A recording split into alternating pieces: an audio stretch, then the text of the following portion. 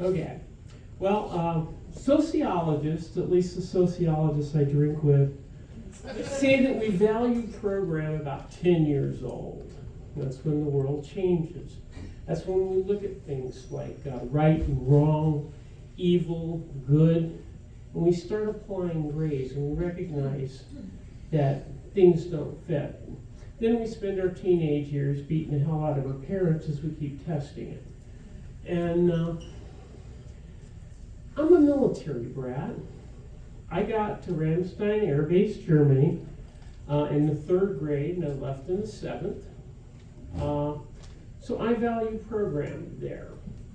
I absorbed what was around me, and I carried it forward.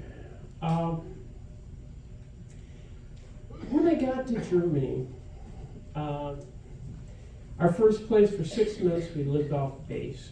We lived with an older couple, had a rented room upstairs.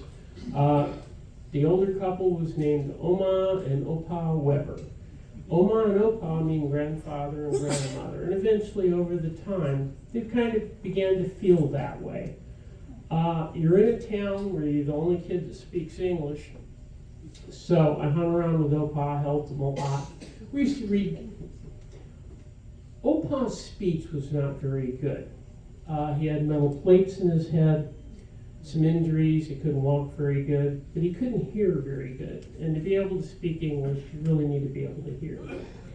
And so we started reading stories to each other. I'd read English stories to him, and him German to me. And we kind of got better that way. We acted out the complicated parts. I can still remember him sitting there with his hands like claws over his head, roaring something or other. And through a whole lot of literature classes since then, I can never look at Beowulf's Grendel as anything but an old whiskered man with his hands in his ear. It's more like that. As we got toward the end of it, this was the early 60s. This is only 20 years after World War II. My heroes were Sergeant Rock, Audie Murphy, Doolittle, Patton, these things, and I was constantly pontificating on fighter jets and tanks and battles. And these are the things that I were interested in. And it never occurred to me that the two people I was talking to about could tell me things about war that I would never know. I mean, these people have lived it. And I recognize that now. But at any rate, I moved on to base. Opa and Oma stayed part of our lives. And getting to base meant I got back into the Boy Scouts. Now, the Boy Scouts essentially were a group of people where their parents wanted to make sure they stayed busy. And that was pretty much it. We had a group of cadre of scoutmasters, generally of fathers, but there were a few younger airmen that got drafted in it for whatever reason. So our oversight and supervision on camp trips and trips was kind of variable. Sometimes it was pretty good, other times there wasn't really much going on. And when we discovered that K-Rash and peanut butter in cans, when thrown into fires, explode somewhat like napalm, there was a forest fire after that, and it got kind of ugly. And about what I mostly remember of it is the lecture from the base commander about how much the Air Force had to pay per tree to the German government that got burnt down. And it was $50 a tree in 1964, so that was a lot. But at any rate, this crew, we ended up, next trip was going to be to Berlin. Now, the Berlin Wall was about 2 years old. It was still cobbled together, concrete blocks, tin, that kind of thing. It was decided that a number of the families were going to go and a number of the fathers were going to go. The scouts would go ahead and stay in the barracks. with a young airman as a supervisor. And we by then learned that young airman means somebody barely older than us who got there because he lost a bet. And so basically no supervision. And our families were all going to stay at a hotel nearby. So we went to Berlin, and to get there, you've got to get on the train and cross East Berlin. The German guards with submachine guns load up and check out and do all of that kind of stuff. And we got there, and we settled in, and we started moving around East Berlin with a Boy Scout troop, which was interesting at least. At a point, we ended up taking a lot of tours. We saw a lot of museums, we went to art shows. One trip, we did go into East Germany. When you get to Checkpoint Charlie, they would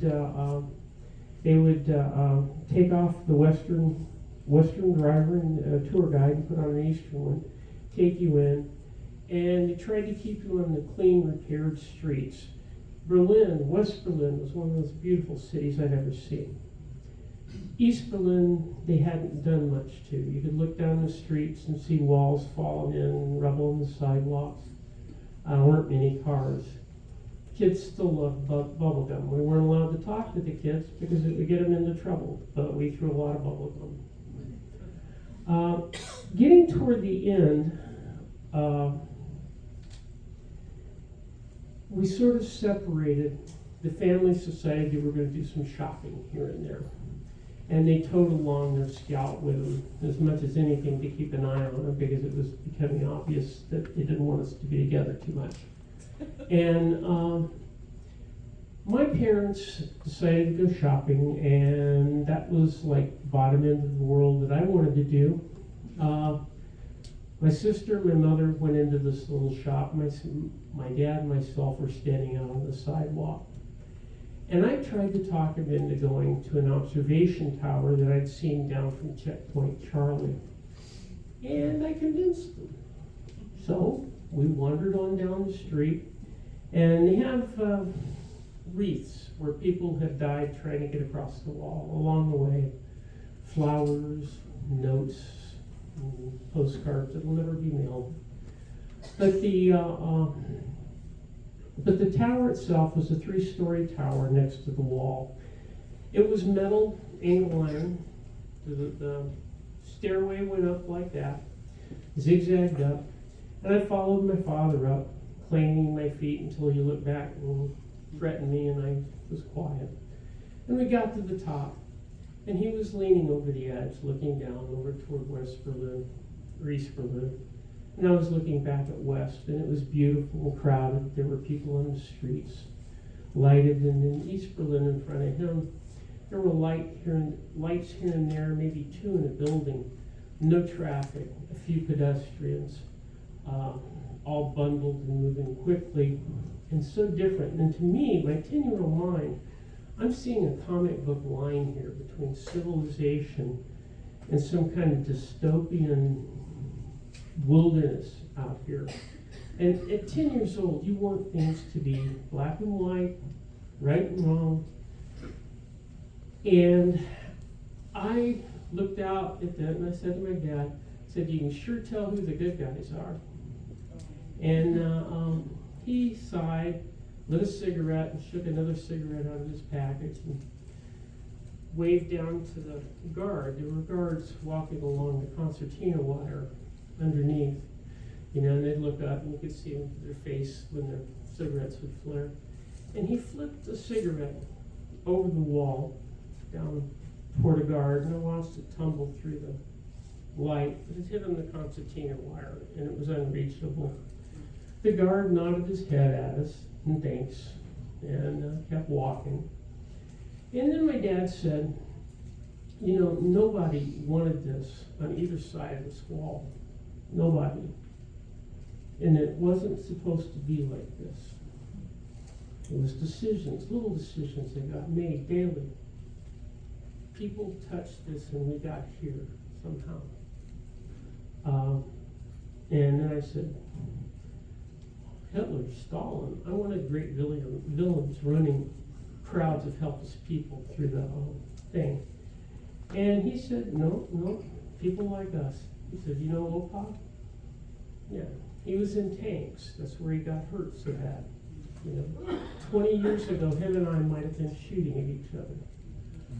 Now I trust him with my children.